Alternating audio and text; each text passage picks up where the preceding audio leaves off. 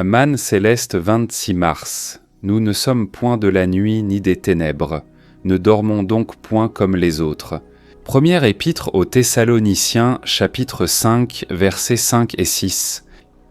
Le chrétien, comme disciple du Seigneur et élève à l'école de Christ, se prépare en vue d'une place dans le royaume millénaire pour y participer à ses merveilleuses bénédictions et récompenses.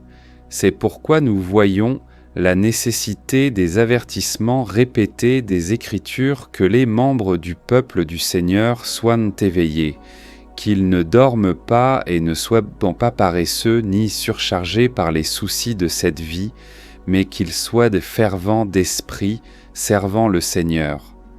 Leur service envers lui consiste premièrement à se mettre en harmonie intime avec sa volonté, et à imiter aussi strictement que possible le divin modèle. Deuxièmement, à aider par le précepte et par l'exemple les autres appelés du même étroit sentier. Dans le symbolisme des Écritures, la nuit représente le péché et les ténèbres représentent l'erreur dans lesquelles la pauvre humanité souffre sous la manipulation de Satan. Au milieu de cette nuit, la lumière du Seigneur a brillé. Et quelques-uns, tout au contraire du monde, ont été éveillés. Voyant ces rayons et les suivants, ils ont été conduits dans la justice et dans la vérité.